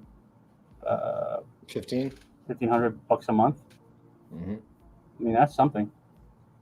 No, it's epic. And that's it'll be an audience I can use. So I'm thinking about doing that. I mean, just from a financial standpoint. I mean, of course, I'd actually have to get the signups, which will be complicated, but no more complicated than like spending the next 2 years trying to persuade people to buy the book once. So, thoughts? Yeah. Any ideas? No, I mean, I think Substack is an awesome idea, man. So you think about serializing it on Substack? Yeah, like one chapter a week. Yeah, I mean, you could also. I mean, it's really hard because I'm so into Web3, right? But MK says, do it for free, release some chapters, then charge. That's probably what I'll do. Is I'll probably release like the first couple chapters for free, and then after that it's like, pay me your money, you bastards. you know how all these like a lot of authors say, oh, I love my fans, I want to communicate with them. It's just bullshit. I think what they're really thinking in their minds is, stop bothering me and just give me your money. You just want to be a highway robber? Is that what you just like? Yeah. Read the book, give me your money, keep your opinions to yourself. I mean, that should be your motto. I kind of understand now why George R. R. Martin's taken so long to like finish the Song of Ice and Fire, because he knows that no matter what he does, the fans are going to bitch about it. So, at that point, you're probably thinking to himself, why am I killing myself? Why am I killing myself to write these damn books? I'm almost 80 years old. Right. MK says fans will pay. It's no different than the old sci-fi mags that used to do serials. Yeah, that's the idea I have. I mean, there are people who do it. There are people who are doing it. And the thing is that I'm realizing now, and maybe Avery, you can back me up on this. There's really, it's like the path to become an actual traditional best-selling author. Yeah, I know. No one's benching shit anymore, well, except for Netflix, and that's a whole other can of worms. But maybe you can back me on this. It's like the path to becoming like a just like making a living off your writing. Never mind becoming a successful at, like a bestseller at it, is incredibly narrow nowadays because there's just so much stuff out there that it's better. I think maybe it's better to have like a couple thousand people who will follow you no matter what and buy whatever you sell. Yep. Than to like try and shoot for the moon, and maybe you get the million bestseller, and probably you don't. 2,000 to 5,000 hardcore fans who will buy whatever who really, really like you and like your work can make you a millionaire over a few years.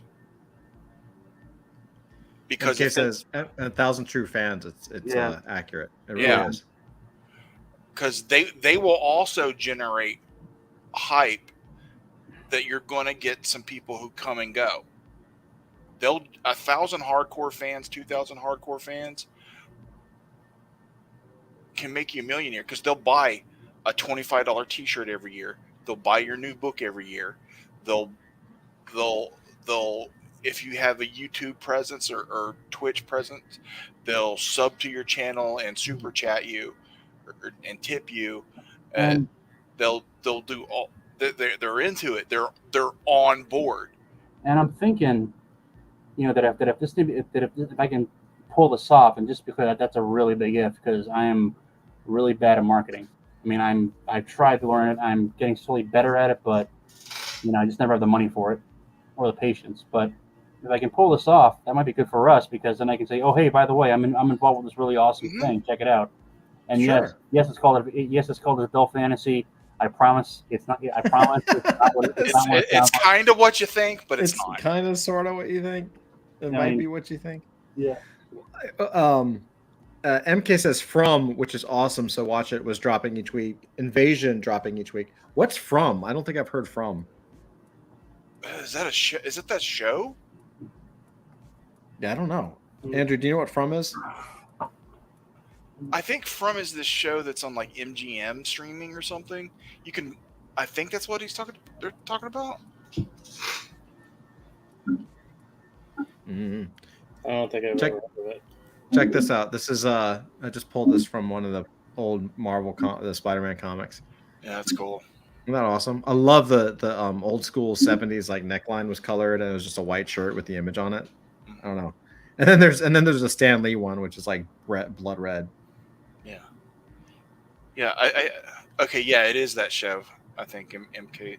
Yeah, these people are stuck in this town and no one can leave. They can't get out. Oh, he says, dude, Stephen King recommended it. Then I was all in. Lost-ish. Oh, cool. Have you guys seen the Five Nights at Freddy's trailer? The Blumhouse is doing the movie? No. Well, I did watch Willy's Wonderland because it was that's basically what Willy's Wonderland is. Yeah. No, they're actually doing a Five Nights at Freddy's movie. It looks pretty awesome. It looks dead on awesome. I'll wait for HBO. I'll watch it once it's on like HBO Max, whatever. I'll watch it out of curiosity. Would it be on HBO Max or Prime? It'll eventually come on Prime or Max. Yeah. And I have my HBO through Prime, so it's all one thing for me. Oh, cool. Like when you're in your Prime, you can sub to other things like Stars and Showtime and HBO and.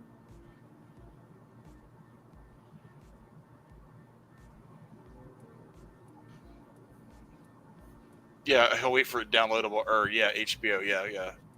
I'll watch it out of curiosity. Some things I know are going to be terrible. I don't expect to like it, but my curiosity cannot stop me from watching it. It's like watching a train wreck. I get it. Yeah. I can't stop myself. Like, I need to see it. I know this is going to suck, but I need to see it one time. Like, what was it? That last Matrix movie. It's like I'm like, but I got to see it once. Yeah, I didn't watch. I did not watch. I have to admit, I have not seen the last. I watched it once, and it's not the worst thing you've ever seen in your life, but it's kind of a. It's kind of the worst thing you've ever seen in your life. It's not the worst, but it kind of is. It's kind of meh. It's kind of meh. All right. Yeah. We almost went to go see that in the theater. Thank God we did not. Yeah, it's pretty meh. It's just disappointing. I really, really, really like The Matrix, and that was the worst movie I've ever seen in my entire life. That was the worst movie I've ever seen. I almost cried at the end of it because I just watched The Matrix die. MK says I missed Sci-Fi, formerly known as Sci-Fi channel drops. Yeah. Sci-Fi used to have good drops, man. We've talked about this a little bit. Like Warehouse 13 was amazing, man. I loved that show. Melissa, did you ever see the Doom miniseries they put out? Yeah, I did. It was okay. I mean, I liked it. I really like Farscape though. Oh, Farscape was a fun show. I mean, it was very much in the vein of like stuff like Buck Rogers. Tried to revive that yet. Oh, and Dusty, just so you know, if you hated The Matrix, you would have loathed Speed Racer. Which was it? Ooh, Speed Racer was a turd. I couldn't watch it all. The actual movie. Yeah, I mean, do you know what Speed Racer is? I mean, the original Speed Racer. I don't think I was born yet. No, oh, God. I wasn't born when that happened. But so basically, Speed Racer was one of the first Japanese animes that to like be broadcast in the United States. It was like in the 60s, I think. And of course, it was dubbed in English. They basically, I think they bought the original, they got the rights for the original show from Japan and dubbed it. And it was like a very surprisingly popular on Saturday mornings. It's animation, they called it back then, but now we call it anime. And so what happened was, after the Wachowski brothers, well, back when they were still the Wachowski brothers, let's not go there, right? Back when the Wachowskis, I don't want to get us banned, were after they did The Matrix and they were still they were still riding high off of that, they decided to do a live action version of Speed Racer with American actors, kind of like what Netflix did with Cowboy Bebop, which I refused to watch at a principle, and so they did it. Let me put it this way: if you're watching it on acid, you'll probably suffer brain damage. It's that kind of a movie.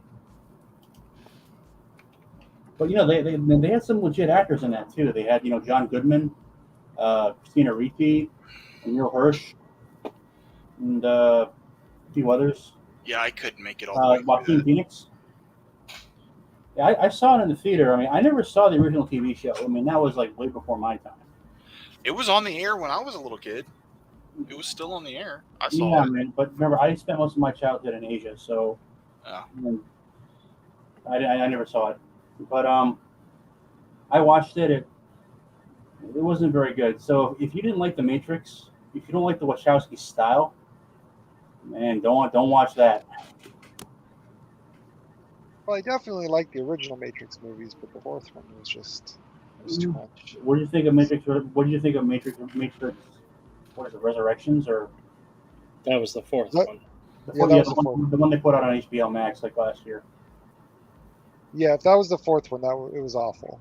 Like the first one was amazing, the second one was really good, the third one was not bad, and then the fourth one was just like, yeah, I almost cried because the Matrix died. Yeah. It's the day the Matrix As I died. understand it, basically Lana Wachowski, it was that old Simpsons bit. You know, they parked a dump truck full of money in front of my house. I'm only human. Yeah. They MK says Farscape. Daughter is watching it with me now. Love it. She loves it. Yeah, Farscape was awesome. Oh yeah. Lost Room. I haven't heard. What is Lost Room? I don't. That's another one I don't know. Oh, you I know don't what this one up. I'm rewatching right now, Todd? What's that? Fringe. Fringe is awesome. I'm almost at the end of the first season. There's so much references to the ending in the Yes. first season, you don't realize it. Really? Yeah, like when the son shows up for the first time with the dad, the dad immediately goes over to him, starts looking in his eyes and trying to make sure that his eye color is correct. And it's fascinating. I'm gonna have to watch it. You know, like the great thing about he says Lost Room kicked off Warehouse 13 and Ilk. I'm gonna watch the trailer for this. I dropped the link in chat for you, I think. Yeah. Okay. Cool. Yeah, Fringe is great. You know what the funny thing about Fringe is it takes place in Jacksonville. A lot of it does. Oh, really? Yeah, like I read the science experiments without spoilers. Whatever, it's not a huge spoilers, but the place where they experiment on the kids, right? The lab, that's Jacksonville, and they show it as like the middle of the swamp.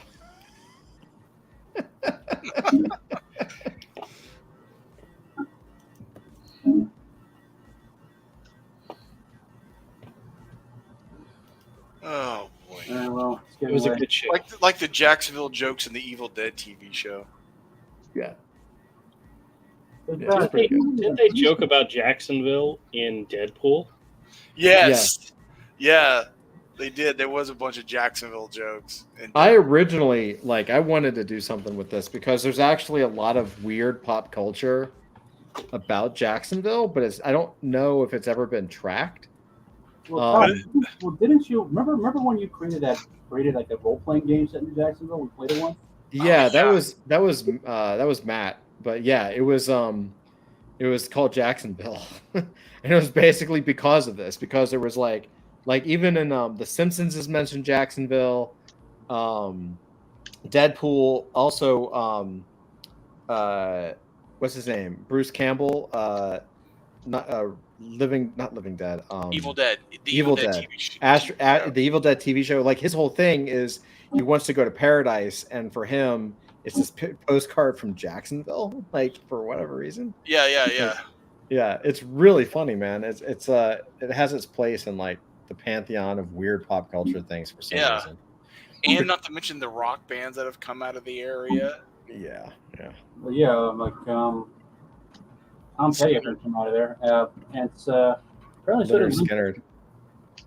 I always said the three greatest things to come out of Jacksonville: Leonard Skinner, Limp Bizkit, and Lapdog Press. Why is that that's like a inverted yield curve, my friend. That's not the direction we're trying to go. Yeah, and we went to high school with two of the people from Limp Bizkit. Well, which one's Durst? Which one's Fred Durster and? No. Wes and John. Oh, so you knew Wes Borland? Yes. Yep. What was he like as a kid? He was fine. Really? Yeah, he's all right. Because apparently, there's this YouTube channel called Punk Rock MBA. It's like he's basically like an accountant who's also like a punk rock, and he does like a lot of bits clips about history of like more obscure rock bands. And the most recent one was about Limp Bizkit, which was basically the band that you love to hate, and that was deliberate. Fred Durst, whatever else you may say about him, he realized early on that there's no such thing as bad press, and so he figured, people are going to hate us. Let's use it. Let's become the band they love to hate. And it worked. And they're still around. Apparently, they're now kind of like seen with affection by people who grew up in that era because they have a new album out, and it's actually like the lead track off of it is pretty awesome. Actually, well, I mean, he's a lot listen. Well, Wes Borland's a really good guitarist, and he's very creative. And Durst, he's a lot smarter than people are willing to give him credit for. I mean, he's and that's kind of a secret power. He's still around, Sure. And a lot of the people who were shitting on him back in the day, they're you may have heard of him, and if you may have heard of him if you're in Branson, if you ever go to Branson, Mississippi. Let me put it that way. Mm-hmm. No, I don't think you're wrong, man. I mean, I think you can't deny success, man. No, I mean success kind of takes care of all that shit. I mean, look, I was in college when all that was breaking, and I was. The thing is, I didn't really start listening to music until until my mid-20s when I finally got access to the internet. Because, again, I spent most of my childhood outside of this country. I was in Hong Kong. I was in India. Because of my dad, we moved around a lot. So my first exposure to American underground popular music was when I came back for summer camp in, I want to say 86, 87 maybe. Mm-hmm. And I got stuck with a roommate who played like the same fucking song by the Violent Femmes for 2 months straight. It's like it got to the point where I was hearing like Twister in the Sun, like in my fucking sleep. Yeah. And after that, my liking for indie rock kind of was. It took a long time to recover, but fortunately it did because I finally discovered a lot of the really good stuff that was. Let's just say I discovered Husker Du, okay, and that was good. Oh, Husker Du is fantastic, man. Yeah. But no, I mean, I missed a lot of stuff. Was pretty good too. Yeah. Sugar was excellent, man. Hell yeah. I mean, of course, I was in high school when grunge was a thing, and then the late '90s with rock, it was all that post grunge, and then you had stuff like, whoever did that song Butterfly, all that really crappy rap rock. Oh, God. I don't remember. And yeah, I just stopped listening, and then it was boy bands, and then I stopped listening to music for a long time. And then I discovered the internet, and I was able to discover that, holy shit, that what I really liked was really obscure California doom metal from like the mid to late '90s. I mean, yeah, listen, Blues to the Red Sun, that's like best freaking album ever. That's Cayuse, which was Josh Holmes' original band before he formed Queens of the Stone Age. Nice. All right. And also, of course, now I'm listening to a lot of classic rock when I'm in the gym because for some reason the Planet Fitness where I am insists on playing a lot of indie sleaze pop, which is fine in small doses, but after a while it's kind of like I'm starting. I never liked Vampire Weekend to begin with, and I'm really starting. Yes. Oh, okay, man. Rant over. And yes, Hasselhoff is a god in Germany. So is Rammstein. That's true. So make of that what you will. Well, awesome. Well, guys, this is pretty good. Oh man, what? Anything else before we slowly wrap this up? Any plans for the 4th, gentlemen? Oh, good. That's a good one. No. I'm gonna be. My plan is I am gonna work tomorrow because we're really trying to get the tickets to go live next week. So a lot of the work is done for the ticketing side. So we're gonna get that up next week, and then I don't know if I'll take off. If we get the ticketing up, I'll take off the 4th for sure. I'd love to take off the 4th and just sit in a pool. That would be nice, at least for one day. We don't get a lot of breaks right now, so I would love to take a day off. When's crunch time over for you guys? I'll be taking the next 2 weeks off starting tonight. Yeah, that's right. Seriously though, when's crunch time over? Crunch time. Honestly, I think. So I actually think August we're on the 18th. Huh? August 18th. Probably. I actually think it'll slowly once we have right now. It's just the reason it's crunch time is because we just still have a ton of stuff to do and there's a lot we want to do. Right? We don't want to cut. We've done a lot of adding and cutting, and I think we have a good offer and it's going to be a really good show. I think it's actually going to get.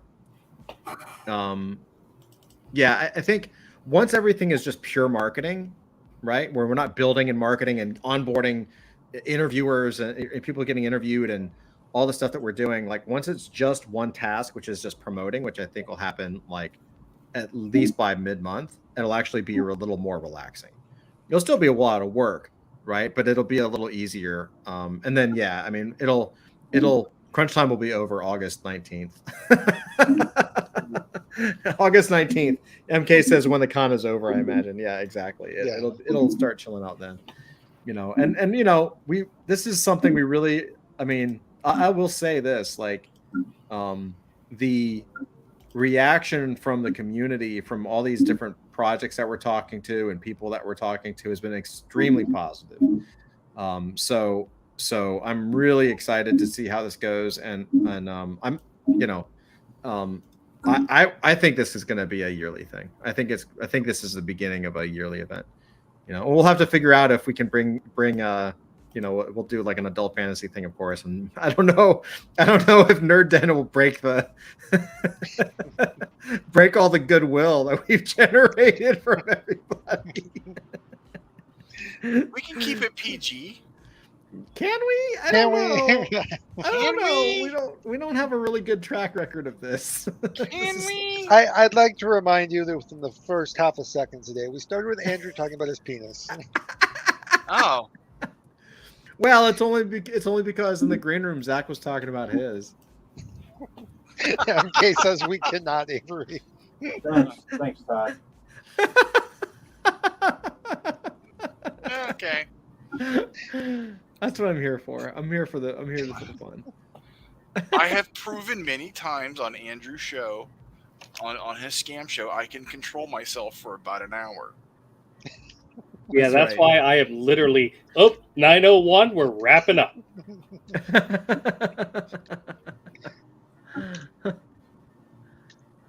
No, we have a really good time on Saturdays. I don't know about you, Avery. I don't know if you enjoy it or not, but I thoroughly enjoy doing those live streams. So I know. I really do. notice try he to didn't show say up. anything. I did. Yeah, I noticed. I was trying to save it. It's fine.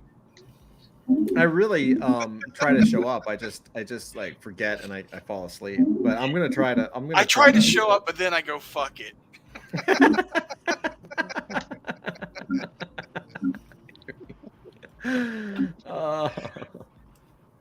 Yeah, I try to show up, but then I remember it's just Andrew. So.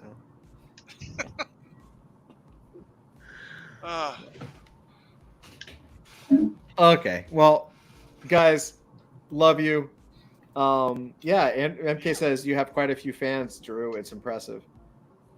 Hey, I wasn't going to bring that up. I wasn't going to rub that in, but yeah. Of course, don't Andrew. fill up his head. Of course, Don't Andrew fill up his likes head. it. Like everybody there is there for him. Like he loves it, Don't feed the ego. Be careful what you feed this. and it's fun. It's great. Be careful what you It's feed the fantastic. chimpanzee, MK. Be careful what you feed the chimpanzee. Yeah, and everybody go get that hollow foil print, please.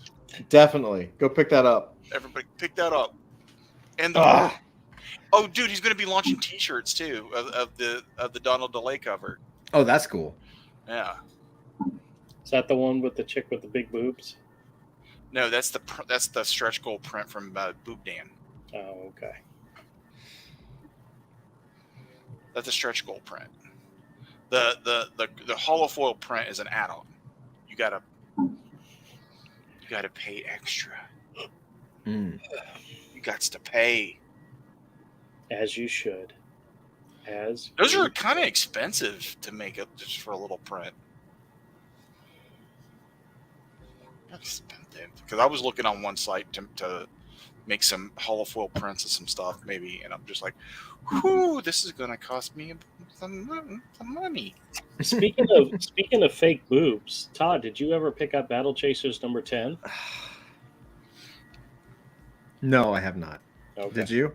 No. I flipped through it at the store and was not impressed. Ooh. Yeah. I looked at it online and I was like, well, the first half of the book is the guy Joe Madureira traced his pencils, like redrew the pencils, because half of a good portion of Battle Chasers number 10 was drawn, and you can actually tell what was Joe Madureira and what was this new guy just by the shots, right? Yeah. So basically, he sketched over, and this is not a problem. I understand why they did this, so it's not a knock. But basically, he sketched over Joe Madureira's pencils to bring it to a style. And I'm like, why didn't you just publish, like, ink his pages? And anyway, I think the artist that's on the book that he got is actually pretty good, right? I actually think it's pretty good. But it's not Joe Madureira. It's not Joe Madureira. I think he should have done this 20 years ago. If you're not going to, don't just stop at issue number 9. If you're going to continue, if you don't want to do it anymore, he had the money, hire somebody to do issue 10, be a McFarlane and write the book. He could be on issue 200 by now, and it would be a huge property. It would have been huge, way bigger than Spawn, you know? But, and I understand he started a video game company and made a lot of money, but it's like, you know, it just, yeah, it's not my thing. I was like, it's all right. It's a good artwork. It's just not for me. Yeah, the crazy thing is how excited we were when we heard that it was happening. Sure. And then it came out. Yeah. Yeah. God, I am so much more critical about comics than I am movies. You're just realizing this. Yeah. It's so weird. Mm-hmm. All right, wrap this shit up. All right. Love you guys. Happy Friday. MK says, night, guys. Have a great 4th, regardless of how you celebrate. You too. Be safe. Absolutely. Thank you, everyone, for showing up. Thank you, guys, on everywhere here. Everyone at home watching. Have a great weekend. Have a happy 4th, and we will see you next week. Yeah, happy 4th. Right here next week on the Nerd Den. Peace out. Bye.